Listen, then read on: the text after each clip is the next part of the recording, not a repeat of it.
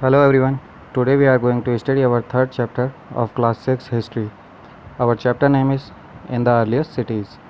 In this chapter we are going to study the following topics: Indus Valley Civilization, the city layout, important buildings and structures, house, drainage system and roads, life in the city, new crafts, raw material, food for people in the cities, activities in the villages, a closer look Harappan towns in Gujarat, and at last end of the civilization.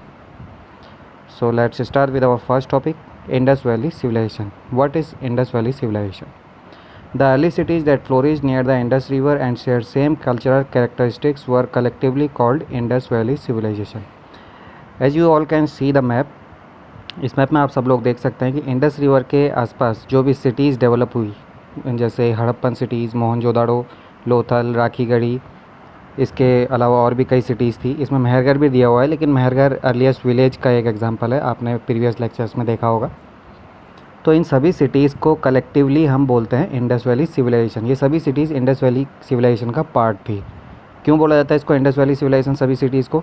क्योंकि इन सभी cities में कुछ similarities थी, जैसे कि इनके building structure, इसमें इस जगह पर जो रोड्स बने हुए थे, ड्रेनेज सिस्टम था, वो सब लगभग सिमिलर था। इसीलिए इन सब सिटीज़ को एक साथ हम इंडस वैली सिविलाइजेशन बोलते हैं। The first city of the Indus valley civilisation was found in Harappa. That's why it is also known as Harappan civilisation. Indus valley civilisation की जो फर्स्ट सिटी जो फाउंड हुई थी वो हड़प्पा नाम की जगह पे मिली थी, इसीलिए इंडस वैली सिविलाइजेशन को हम हड़प्पन सिविलाइजेशन के नाम से भी जानते हैं। Come to the next topic, how did we get to know about the civilisation. अब यहाँ पे एक सिविलाइजेशन थी, इस बारे में हमें कैसे पता चलता है? Around 150 years ago from now British were constructing railway lines near the Punjab. अब आप सभी को पता है कि आज से 150 ईयर्स अगो इंडिया में ब्रिटिश रूल करते थे, तो ब्रिटिश गवर्नमेंट अपनी फैसिलिटी के लिए रेलवे लाइन बिछा रहे थे। रेलवे लाइन बिछाने के पीछे उनका रीज़न था कि वो अपनी आर्मी को एक जगह से दूसरी जगह जल्दी से भेज सकें, अपने सामान को एक जगह दूसरी जगह ज़्यादा मात्रा में तेज़ी से भेज सकें। इसीलिए उन लोगों ने पंजाब के आसपास भी रेलवे लाइन बिछाने का काम स्टार्ट किया।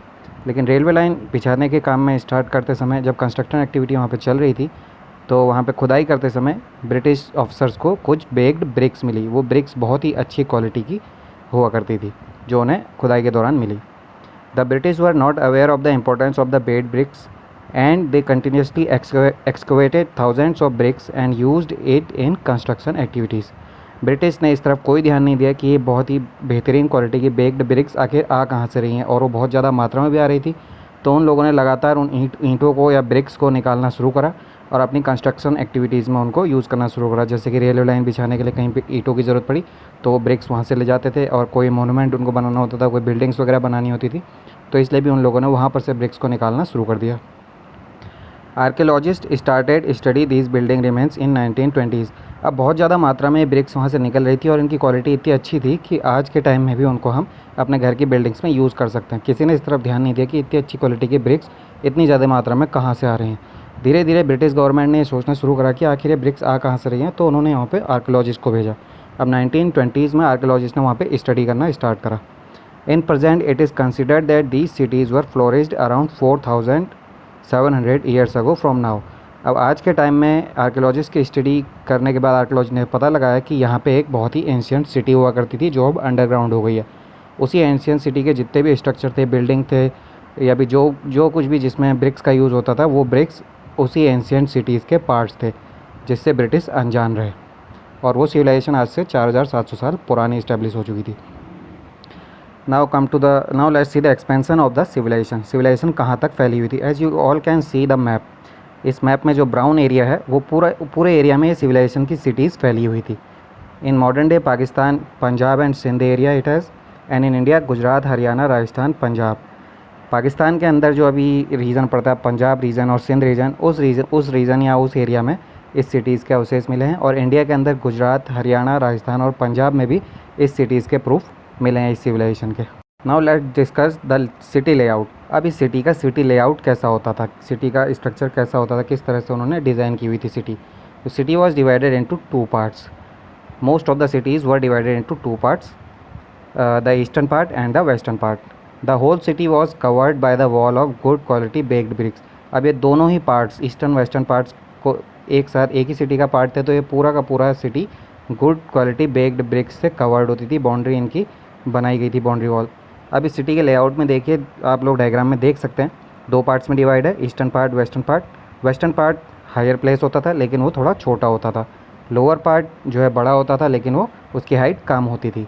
वेस्टर्न पार्ट जो कि हायर था लेकिन छोटा स्मॉल था, उसको हम सिटाडेल के नाम से भी जानते हैं। जो इंपॉर्टेंट बिल्डिंग्स हुआ करती थी वो इसी सिटाडेल वाले एरिया में बनाई जाती थी। हाँ, लोअर टाउन था वो, उसमें कॉमन पीपल रहते थे। Now let's see the important building and structure. जो इंपॉर्टेंट बिल्डिंग हुआ करती थी और स्ट्रक्चर उनके होते थे उसके बारे में थोड़ी सी जानकारी लेते हैं। यहाँ पे एग्जांपल दिया हुआ है आपको, द ग्रेट बाथ आपका फर्स्ट एग्जांपल है, found in Mohenjodaro at the Citadel area. मैंने आपको बताया था कि ईस्टर्न और वेस्टर्न पार्ट में डिवाइड सिटीज़ थी, इससे पहले वाली स्लाइड में हमने देखा सिटाडेल का एरिया। तो इस सिटाडेल के एरिया में मोहनजोदारो द ग्रेट बाथ एक बहुत बड़ा स्विमिंग पूल टाइप का मिला है। It is made by bricks, ये गुड क्वालिटी बेक्ड ब्रिक्स से बना हुआ था। It is coated with plaster, इसमें प्लास्टर की कोटिंग की गई थी। Natural tar use to make it water tight, अब वाटर लीकेज को रोकने के लिए इसमें जो नेचुरल टार होता है जिसको हम डामर के नाम से भी जानते हैं, उसका यूज़ होता था।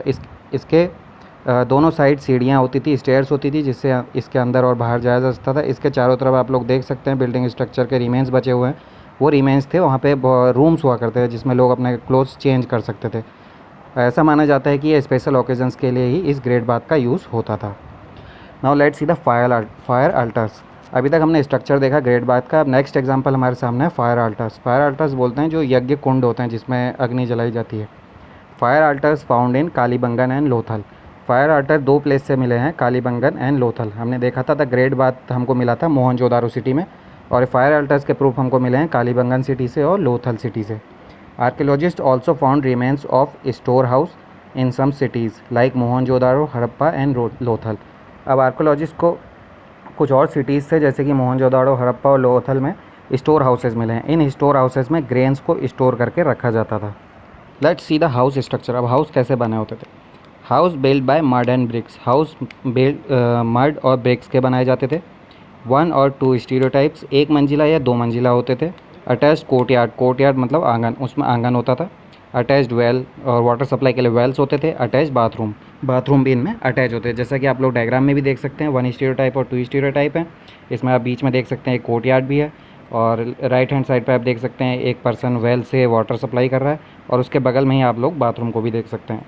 इसके अलावा आप लोग लेफ़्ट साइड में देखिए जो स्ट्रीट है वहाँ पे से बुलक कार्ट जा रही है, और बुलक कार्ट में आप लोग नोटिस कीजिए कि यहाँ पे बुलक कार्ट में यहाँ पे टायर्स दिखाए गए हैं। इसका मतलब टायर्स की डिस्कवरी इस टाइम तक हो गई थी, ये इंपॉर्टेंट बात है।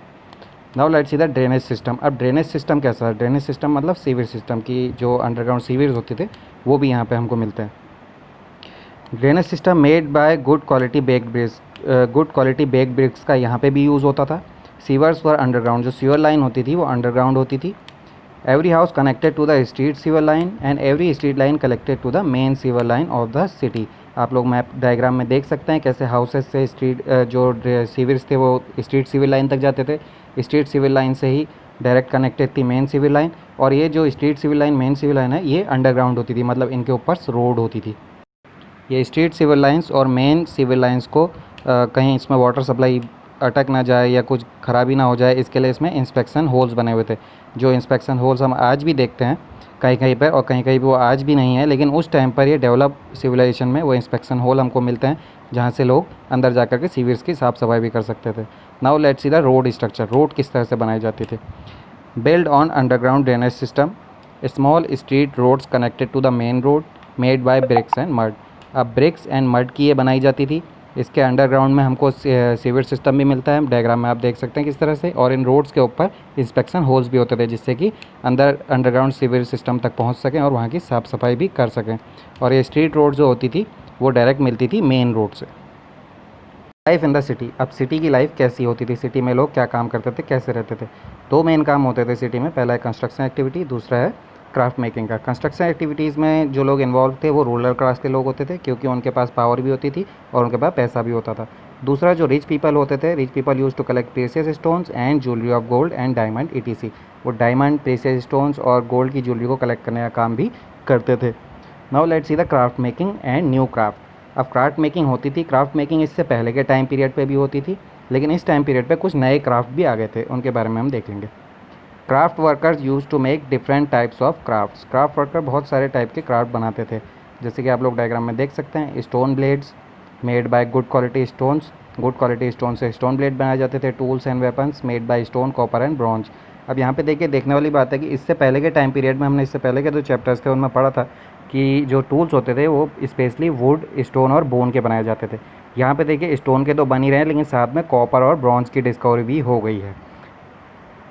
In third we can see that there is a statue made by stone. अब एक स्टैचू यहाँ पे हमको दिखाया गया है, ये हड़प्पन सिविलाइजेशन से ही मिला है आर्कियोलॉजिस्ट को, ये स्टोन का बनाया जाता था। There is a weight stone was used. Weight stone use होने लगे थे। वेट स्टोन मतलब जो तोलने के लिए हम 1 किलो 2 किलो के बाट यूज़ करते हैं, उस टाइम पे वेट स्टोन्स का यूज़ हड़प्पन सिविलाइजेशन के लोग करते थे। इसके प्रूफ भी हमको मिले हैं। It was made of a special quality of stone called chert. ये स्पेशल क्वालिटी का स्टोन है चर्ड, जो कि वाइट कलर का होता था, उससे ये वेट स्टोन्स बनाए जाते थे। नेक्स्ट हमको देखने को मिलते हैं ऑर्नामेंट्स। ऑर्नामेंट्स होते हैं ज्वेलरी, आपकी गहने, made of gold, silver and special red stone called carnelian. ये बनाए जाते थे गोल्ड के, सिल्वर के और एक स्पेशल रेड स्टोन होता था जिसको कार्नेलाइन बोलते हैं। उन 3 चीज़ों से वहाँ पे ऑर्नामेंट बनाए जाते थे उस टाइम पीरियड पर। As we can see that the Harappan civilization in people use stamp also that is made by stone. Stones की यहाँ पे स्टाम्प बनाई जाती थी, जिनको स्क्राइब्स बनाते थे। स्क्राइब्स उन लोगों को बोला जाता है जो नकल उतारते हैं किसी चीज़ की। तो यहाँ पे स्क्राइब्स जो है स्टोन्स में स्टाम्प बनाने का काम करते थे। और यहाँ पे स्टाम्प जो मिली हैं उनमें हमको एनिमल्स के ड्राइंग मिले हैं, और उसके अलावा एक अननोन स्क्रिप्ट भी यहाँ पे देखने को मिलती है, जो आज तक अभी तक हम आर्कियोलॉजिस्ट पढ़ नहीं सके हैं जिस स्क्रिप्ट को।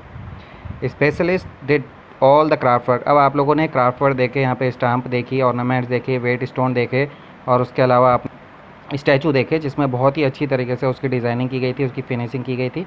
तो इससे हमें पता चलता है कि सारे काम जो है स्पेशलिस्ट पीपल करते थे। Proof of clothes and potteries also found by archaeologist. Archaeologist को इन सिविलाइजेशन में क्लोथ्स और पॉटरी के प्रूफ भी मिले हैं। Let's talk about raw material. What is raw material? Raw materials are substance that are either found naturally और produced by farmers और हर्डर्स। जो भी चीज़ नेचुरली ग्रो होती है या फिर जो भी चीज़ फार्मर्स ग्रो करते हैं और हर्डर्स हमको प्रोवाइड कराते हैं, उन सबको हम रॉ मटेरियल बोलते हैं। फॉर एग्जांपल गोल्ड नेचुरल मिलता है, ट्रीज़ नेचुरल ग्रो होते हैं, जो क्रॉप्स होती हैं वो फार्मर्स ग्रो करते हैं, और जो भी एनिमल प्रोड्यूस होते हैं जैसे मिल्क हो गया, कर्ड हो गया, मीट हो गया, ये सब कुछ रॉ मटेरियल के अंदर आता है। Let's see the importance of raw material. Raw material की इंपॉर्टेंस क्या है?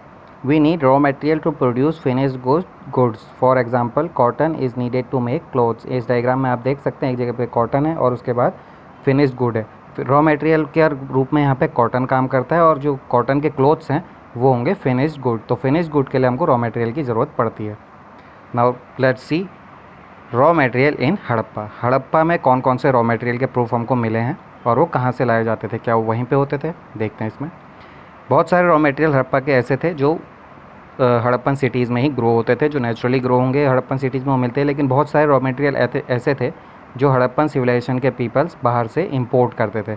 देखते हैं कौन कौन से हों। फर्स्ट आपका आता है copper. Copper imported from Rajasthan and from Oman. Oman is the country in West Asia somewhere. West Asia में एक कंट्री है ओमान, और इंडिया में प्लेस है राजस्थान। इन दोनों ही प्लेस से हड़प्पन सिविलाइजेशन में कॉपर्स का इंपोर्ट किया जाता था, उनको मंगाया जाता था। Tin is another raw material that is imported from Afghanistan and Iran. Tin को अफगानिस्तान और ईरान से मंगाया जाता था। अब टिन का यूज़ क्या होता था? टिन को कॉपर में मिला करके हमें ब्रॉन्ज मिलता है, ब्रॉन्ज बनाया जाता है, इसलिए इसको मंगाया जाता था। Now let's see another raw material gold. Gold is a raw material that is imported from Karnataka. आज के टाइम पे जो कर्नाटक जो प्लेस है, उस प्लेस से हड़प्पन सिविलाइजेशन में गोल्ड को इंपोर्ट किया जाता था। Precious stones imported from Gujarat, Iran and Afghanistan. Precious stones जो होते हैं जैसे डायमंड हो गया, रूबी हो गया, ये सारे गुजरात, आज के टाइम के जो गुजरात हमारा इंडिया में है, इंडिया से बाहर ईरान और अफगानिस्तान, इन 3 प्लेसेस से प्रीशियस स्टोन्स को इंपोर्ट किया जाता था। Now let's discuss that how they arrange the food for the people lives in cities. Food for people in the cities. Cities में जो लोग रहते थे उनके लिए फूड कैसे कलेक्ट होता है? क्योंकि हमने देखा कि सिटीज़ में 2 एक्टिविटीज़ होती थी, एक कंस्ट्रक्शन की एक्टिविटी, दूसरा क्राफ्ट मेकिंग की। हमने देखा कि वहाँ पे फार्मिंग या एग्रीकल्चर, हर्डिंग की कोई बात नहीं की गई है। तो उन लोगों के लिए फूड कहाँ से आएगा जब वहाँ पे एग्रीकल्चर ही नहीं होगा? पहले हम देख लेते हैं who lives in cities. City dwellers मतलब सिटी के निवासी। Rulers, scribes and craft person. Ruler city में रहते थे, स्क्राइब सिटी में रहते थे जो स्टाम्प्स बनाने का काम करते थे, और क्राफ्ट पर्सन सिटी में रहते थे। ये 3 टाइप कैटेगरी के लोग सिटीज़ में रहते थे। Now let's C village dwellers. Village dwellers जो लोग विलेज में रहते थे। सिटी के एरिया के आसपास के एरिया में विलेज डेवलप हुआ करते थे। सिटी के बाहर जो कोर्ट यार्ड का एरिया है, कंट्री साइड का एरिया है, उसको वहाँ पे विलेज डेवलप हुए थे, और विलेज में लोग रहते थे farmers, herders, hunter and gatherers. अब आप लोग समझ गए होंगे that farmers, herders and gatherers use to provide the food for the people in the cities. Cities में जो लोग रहते थे उनको फूड प्रोवाइड कराने का काम जो विलेज ड्वेलर्स थे वो लोग किया करते थे। Activities in villages. अब हमने देखा कि सिटी में कौन कौन सी एक्टिविटीज़ होती हैं, तो अब हम देख लेंगे विलेज में कौन कौन सी एक्टिविटीज़ होती हैं। The plough was use to dig the earth for turning the soil and planting seeds. City में मेन जो एक्टिविटीज़ थी वो कंस्ट्रक्शन और क्राफ्ट मेकिंग की थी, लेकिन विलेज में आपको पता है कि एग्रीकल्चर की एक्टिविटीज़ बहुत सबसे ज़्यादा मेन होती है। अब एग्रीकल्चर के लिए यहाँ पे देखिए प्लग के प्रूफ मिले। प्लग मतलब हल, जो खेतों में हल चलाया जाता है। तो इस टाइम ये हड़प्पन सिविलाइजेशन में ही मिले। इससे पहले हमें हल के प्रूफ या प्लगशेयर के प्रूफ हमको किसी और सिविलाइजेशन में या उससे पहले के टाइम पीरियड में नहीं मिले। हड़प्पन सिविलाइजेशन के लोग प्लगशेयर का यूज़ करना जानते थे। To turn the soil and plant the seed जो ज़मीन होता है उसको खोद करके टर्न करना होता है, और उसके बाद उसमें सीड को प्लांट कर देना होता है, जिसके लिए हल ये प्लगशेयर बहुत ज़्यादा इंपॉर्टेंट था। Water was stored and supplied to the fields when the plants were growing. अब एग्रीकल्चर एक्टिविटी में वाटर सप्लाई की भी बहुत ज़रूरत है, तो वाटर सप्लाई को जो है वेल्स को डिग किया जाता था, जिसमें रेन वाटर को स्टोर कर लिया जाता था, और जब भी ज़रूरत पड़ती थी तो वहाँ से जो वाटर होता था उसकी सप्लाई फील्ड तक या खेतों तक कर दी जाती थी। ये तो एग्रीकल्चर एक्टिविटीज़ थी। Now let's see the herding activities. Herding means पशुपालन। अब जानवरों को पाला जाता था। कौन कौन से जानवरों को पाला जाता था? काव, शीप, गोट, बफेलो, ये सारे जानवरों के प्रूफ वहाँ पे मिले हैं, और हॉर्स के भी प्रूफ हमको मिले हैं। Now let's C hunting and gathering. Hunting और गैदरिंग एक और इम्पॉर्टेंट एक्टिविटी है जो विलेज एरिया के लोग फॉलो करते थे। People also collected fruits like ber, catfish and hunted wild animal like antelope. आप डायग्राम में देख सकते हैं बेर का फ्रूट दिखाया हुआ है। ये फ्रूट वो लोग फॉरेस्ट से कलेक्ट करते थे, और जो हंटिंग करते थे जैसे एंटेलोप यहाँ पे डायग्राम में देख सकते हैं, बारहसिंगा को बोला जाता है, इसको हंट करते थे। और इस तरह के और भी अदर वाइल्ड एनिमल जिनको खाया जाता होगा उनको हंट किया जाता था। उसके अलावा फिशिंग भी एक इम्पॉर्टेंट एक्टिविटी उस टाइम पे विलेजेस में हुआ करती थी। Now let's take a closer look Harappan towns in Gujarat. Harappa के जो टाउन्स हैं गुजरात के एरिया में, वहाँ का हम एक क्लोजर लुक देख लेते हैं। गुजरात के एरिया में कौन कौन से टाउन हमको मिले हुए हैं। The first town was found in Harappa in Gujarat from Harappan civilization was Dholavira. We are going to discuss Dholavira. The city of Dholavira was located on Khadir Bet in the run of Kutch. Khadir बेत एक जगह है और रन ऑफ कच्छ भी एक जगह है। रन ऑफ कच्छ में खादिर बेत है, उसके पास के एरिया में धोलावीरा सिटी इस्टेब्लिश हुई थी। This city has fresh water and fertile soil. इस सिटी में बहुत ज़्यादा फ्रेश वाटर और यहाँ की सॉइल बहुत ज़्यादा फर्टाइल थी। Dholavira was divided into 3 parts and each part was surrounded with massive stone walls with entrance through gateways. Dholavira, जैसे कि हमने ऊपर बात करी थी कि most of the cities were divided into 2 parts in Harappan civilization. Harappan civilization या फिर इंडस वैली सिविलाइजेशन में जो बहुत ज़्यादा सिटीज़ हमको मिली हैं वो 2 पार्ट्स में मेनली डिवाइड थी, लेकिन धोलावीरा एक ऐसी सिटी है जो 3 पार्ट्स में डिवाइड थी, जो और मैसिव स्टोन वॉल से कवर थी। इसमें एक पार्ट से दूसरे पार्ट में जाने के लिए बहुत बड़े बड़े गेटवेज हुआ करते थे। There was also a large open area in the settlement where public ceremonies were held. यहाँ पे एक बहुत ही बड़ा लार्ज एरिया होता था जिसमें पब्लिक सेरेमनीज का आयोजन किया जाता था। Large letters of Harappan script were carved out of stone and inlaid in would. अब हमने आपको बताया कि स्क्रिप्ट भी हमको मिली है, जैसे कि मोहरों में जो स्टाम्प में स्क्रिप्ट थी उसी तरह की स्क्रिप्ट में लिखे हुए कुछ वर्ड हमको यहाँ पे दिखाई देते हैं धोलावीरा सिटी में। जो बड़े बड़े वुड के गेटवे बनाए जाते थे उनमें स्टोन वॉल्स में कार्व करके उनमें लटका दिए जाते थे, टांग दिए जाते थे किसी तरह से। जैसा कि आप लोग धोलावीरा का मैप देख सकते हैं, गुजरात के एरिया में पड़ता है धोलावीरा, और उसके बाद राइट साइड में आप देख सकते हैं कि किस तरह से 3 पार्ट्स में डिवाइड था। ईस्टर्न पार्ट इसको बोला जाता है lower part, western part Citadel का एरिया था जिसमें कासल बना हुआ आपको बताया गया, और एक मिडिल टाउन भी इसमें होता था जो बीच का एरिया होता था। इसमें एक सेरेमोनियल ग्राउंड होता था जिसको हमने पब्लिक सेरेमनी के लिए जो लोग यूज़ करा जाते थे, बेली यहाँ पे लिखा हुआ है, इसको हम आंगन या कोर्ट यार्ड भी बोलते हैं। तो इस तरह से 3 पार्ट्स में डिवाइड था, lower town, middle town and citadel area. Let's take a look a city called Lothal. अब लोथल के बारे में देख लेते हैं। Lothal was also a city found in Gujarat region. इस मैप में आप देख सकते हैं कि किस तरह से गुजरात के एरिया में लोथल सिटी आपको दिखाई देती है। The city of Lothal stood beside a tributary of Sabarmati in Gujarat close to the gulf of Khambat. Gulf of Khambat एक जगह है, वहाँ पे गल्फ ऑफ खंबात के पास के एरिया में साबरमती रिवर की एक ट्रिब्यूटरी रिवर के पास ये लोथल सिटी डेवलप हुई थी या इस्टेब्लिश हुई थी। The semi precious stones were easily available in the city. इस सिटी में semi precious stones easily available थे। There was also store houses in the city. हमने पहले भी इससे ऊपर पढ़ा फायर अल्टर्स के बाद, जहाँ पे आया था कि स्टोर हाउसेज मिले थे कुछ सिटीज़ में, उसमें एक सिटी लोथल भी थी। Workshop for making beads, pieces of stones, half made beads, tools for bead making and finished beads have all been found here. यहाँ पे बीड्स मिले हैं, मालाएँ, माला बनाने का काम होता था यहाँ पे। सेमी प्रीशियस स्टोन्स की मालाएँ मिली हैं, आधी बनी हुई मालाएँ, पूरी बनी हुई मालाएँ, और बीड्स मेकिंग के लिए जो टूल्स होते थे वो सब कुछ भी यहाँ पे मिला है। Let's discuss the end of the civilization, the mystery of the end. इस सिविलाइजेशन की का जो एंड था वो आज भी आर्कियोलॉजिस्ट के लिए, हिस्टोरियंस के लिए एक मिस्ट्री बना हुआ है, एक अबूझ पहेली है कि ये सिटी, ये इतनी डेवलप सिविलाइजेशन आखिर डिस्ट्रॉय कैसे हो गई। Let's take a look. Around 3900 years ago, people stopped living in many of the cities.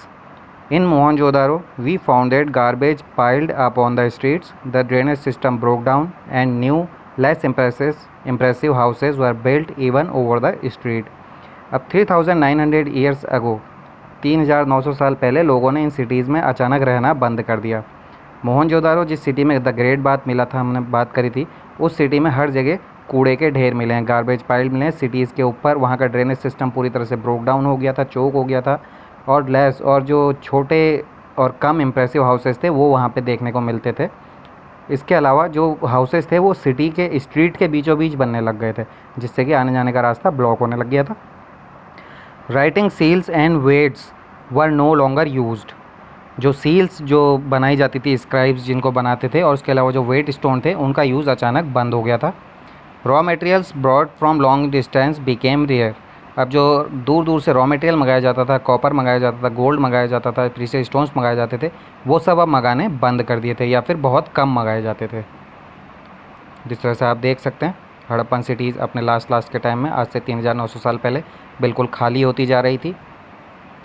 Why did all this happen? ऐसा हुआ क्यों? अब ये हिस्टोरियंस और आर्कियोलॉजिस्ट के लिए सबसे बड़ा सवाल है कि लोगों ने वहाँ रहना बंद क्यों कर दिया। मोहनजोदारो सिटी जो इतना डेवलप सिटी, जहाँ पे ग्रेट बात भी मिला था, वहाँ की स्ट्रीट्स कैसे ब्लॉक हो गई, वहाँ पे लोगों ने रहना बंद क्यों कर दिया, लोगों ने रॉ मटेरियल मंगाना बंद कर दिया। इसका मतलब वहाँ पे जो क्राफ्ट वर्क होता था, क्राफ्ट वर्क लोगों ने करना बंद कर दिया क्योंकि उसमें रॉ मटेरियल की ज़रूरत पड़ती है।